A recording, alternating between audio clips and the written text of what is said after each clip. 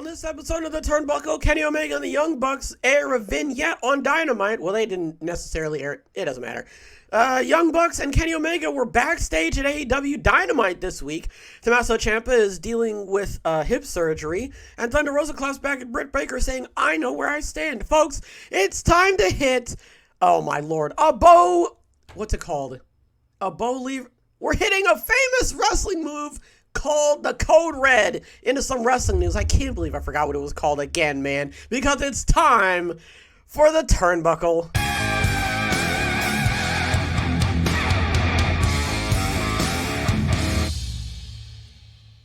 I actually forgot what it was called, man. I actually forgot what it was called. I had it, I saw it, and I said it multiple times, and I still forgot it. You know what, man? That just goes to show how much concentration I'm putting into making sure that I don't mess up the intro, and yet it still happens. All right. So, last night on AEW Dynamite, there was a vignette that aired. Where did it happen? Following the opening match, a video was shown of video clips and soundbites showcasing big moments from the Bucks and Omega's careers. However, each time clips were shown, the video would pause and the Elite were seen vanishing from the still frame. The final image shows the AEW logo disappearing. I don't necessarily know what this means. I genuinely don't. But this sort of ties into... So, according to Dave Meltzer, the investigation is over. That's it. We're done. We don't have to worry about that anymore. Now, all we have to do now is sort of wait and see where everybody ends up. You can already tell that they seem to have some type of thing planned for Omega and the Young Bucks, I guess. I have no idea what that is. Okay. The article goes on. Wrestling Inc. reported Wednesday afternoon that CM Punk's camp had responded to a report from Fightful that the Elite were returning to AEW imminently, not immediately. The report said that Punk has not been contacted by AEW since the fight was asked to be kept quiet, which he said he agreed to do so.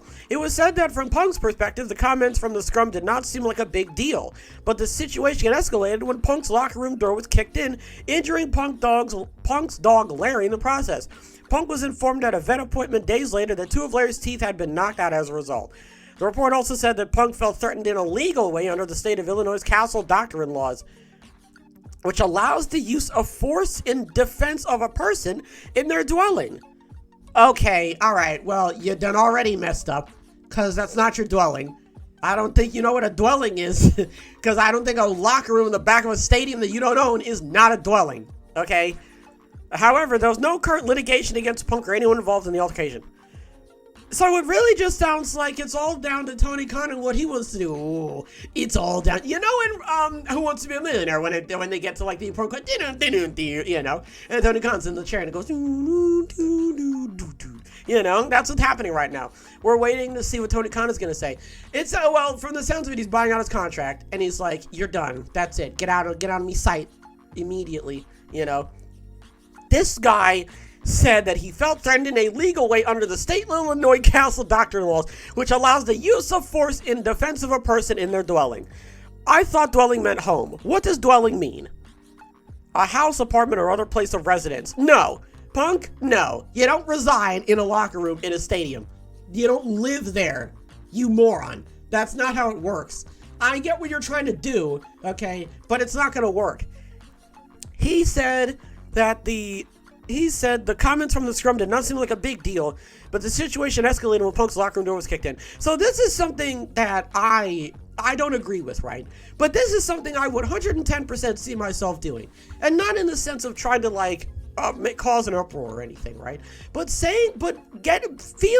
having a very strong emotion and how do I put this? Basically, like acting under that strong emotion and saying things within that strong emotion that I don't particularly mean, or like saying things that I do mean, but saying it in a more abrasive tone or saying it more aggressively than I should have. So I think that at the end of the day, if Punk had like, I don't know, some like a CBD, if Punk had like, you know, some CBD oil or something, or he had like some Delta 8 in him, you know what I'm saying? I think he would feel he wouldn't have said it in such a way. I think if you had given him a blunt, you know what I'm saying? I can't say that. It doesn't matter. And a muffin, he would have been fine. He'd have been like, you know what? It's not even that big of a deal. What am I even worried about at the end of the day? I'm over here stressing and hooping and hollering over nothing.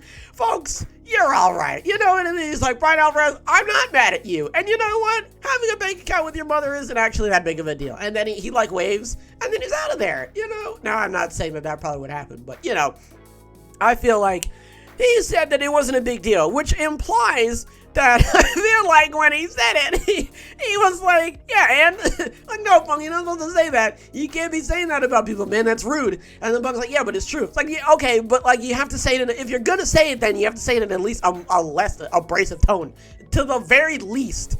At least do it in a way that isn't coming off as though you're just trying to like slit everyone's throats open. Like, you could have said it a little bit nicer. Oh man, Punk, man said, excuse me, this is where I live. What? There's other people's stuff over there. What are you talking about? Oh man, Punk, that's great, man. They're gonna buy out your contract, man. You are doomed. Ay, man. Next, the Punk, yeah. The Bucks and Kenny Omega were backstage at Dynamite. So, let's see. During Wrestling Observer Radio, Brian Alvarez brought up that the Young Bucks and Kenny Omega were all backstage at AEW Dynamite this week. It was said that they had a good time backstage and that the video teaser for the return said everything it needed to. I don't know what that means. What does that mean?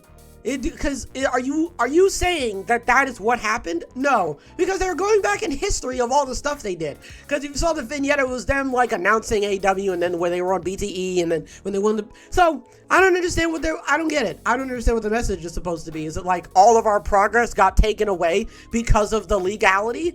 Is it like, oh, we're not doing that stuff anymore? Because that's what I took from it, in the sense of like, oh, this is all going away, or like this is gone.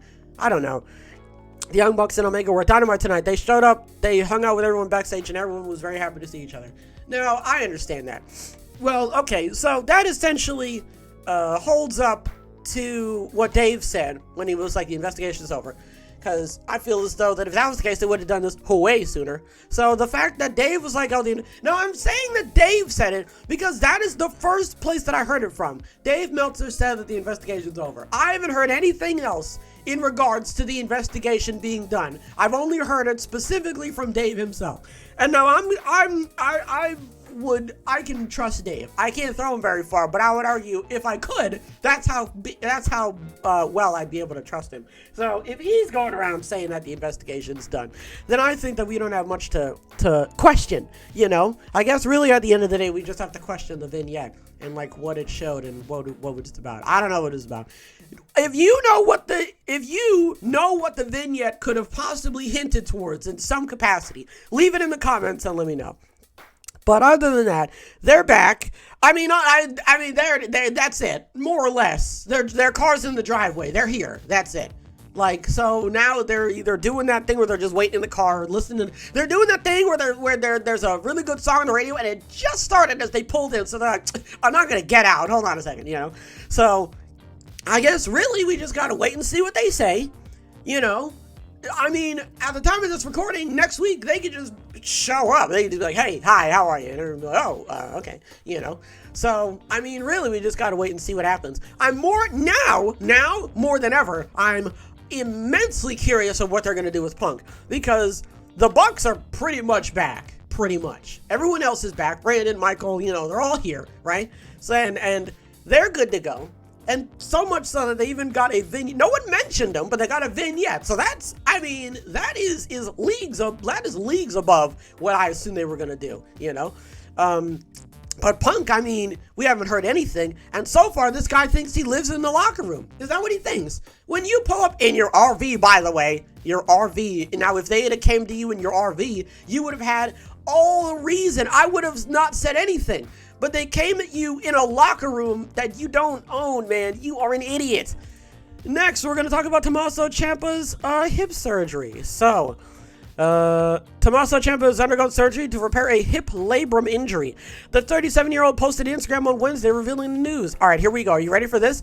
He noted that, He noted that the injury had been causing him to experience glute, back, and sacroiliac. Oh my God, man. Sacroiliac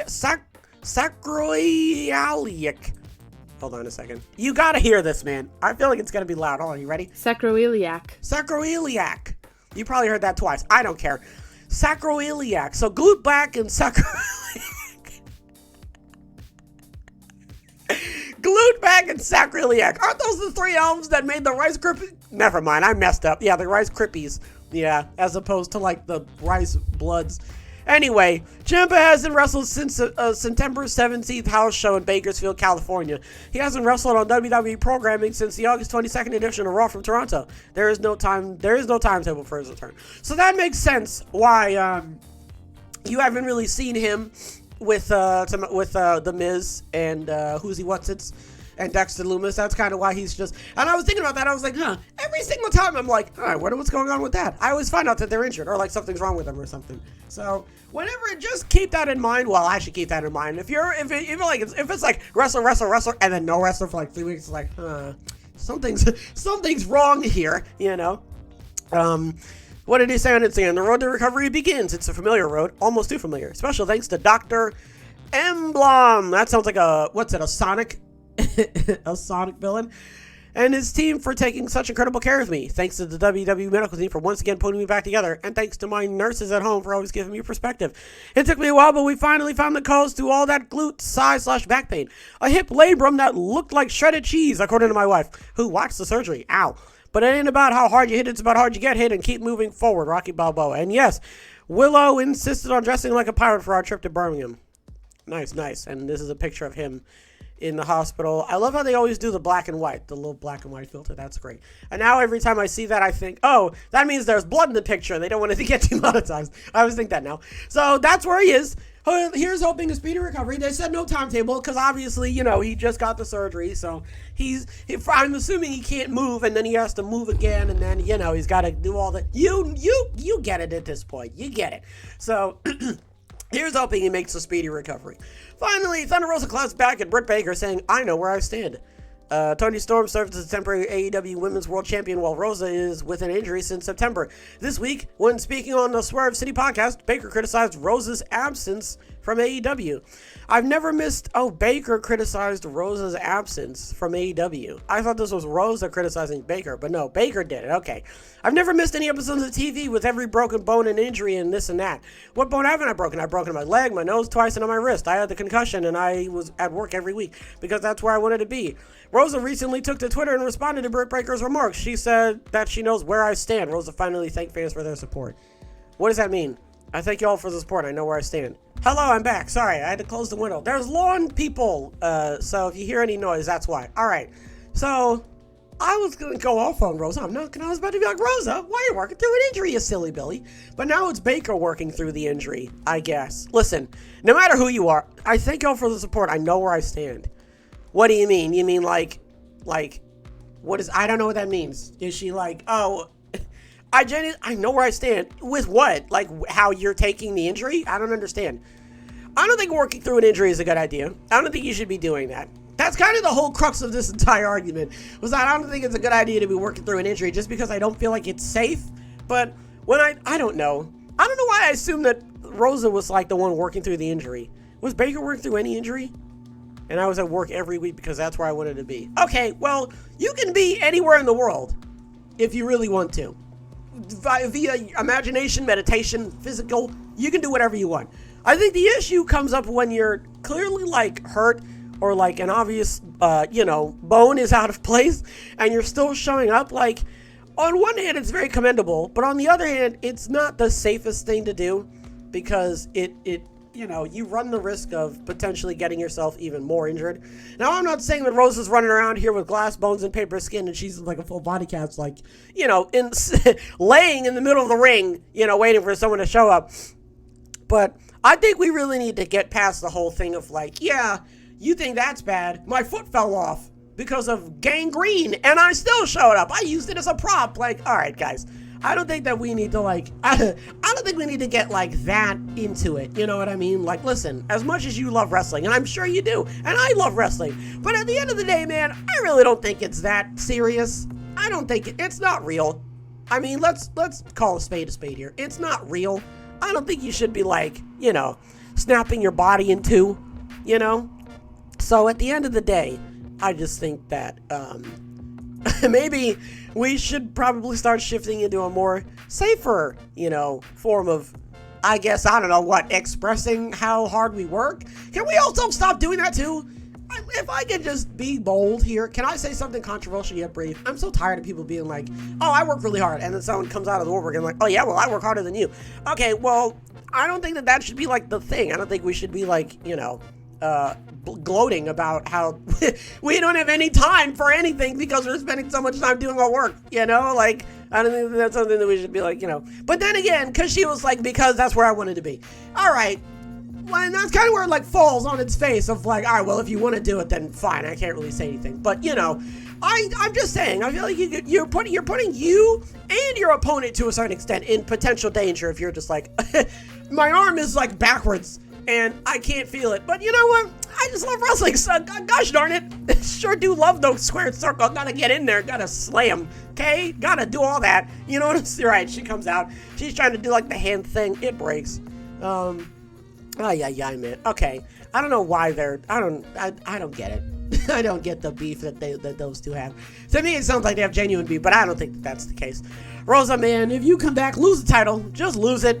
Don't come back and then pull like a John Cena where it's like, oh, how could I possibly win? And then she wins. Don't do that, okay? Give it to Toni Storm, and let's get the hell out of here, okay? Can we back our stuff up and get out? Jeez Louise. What are we talking about? So, Kenny the Young Bucks had a vignette that aired. They didn't air the vignette. I panicked, all right? They aired a vignette. That means they're coming back. I don't know how soon, but it means that they're coming. It's pretty much solidifying the thing that they're coming back. They were also backstage last night as well. So if that doesn't tell you everything that you need to know, I don't know what will. Tommaso Ciampa, he's repairing a hip labrum injury. What is a hip labrum? We don't have time to look that up, all right? But he's going to make a speedy recovery, okay? And here's hoping he's back in the ring sooner rather than later. And then Thunder Rosa Claus back at Britt Baker saying, I know where I stand. I don't know what that means. What are you standing on? I don't know where you're standing. I'm looking at you, but I don't know where you are in relation to me. You see me and I see you, but where are you? Where am I? Where should I be standing? Right, exactly. Where I'm standing here. Well, I'm not even standing. I'm sitting. And see, now we're all types of messed up. So now I don't know what to do. All right, folks, that's gonna do it for this episode. Hopefully everybody has a wonderful tonight and a wonderful tomorrow. As always, big hugs all around.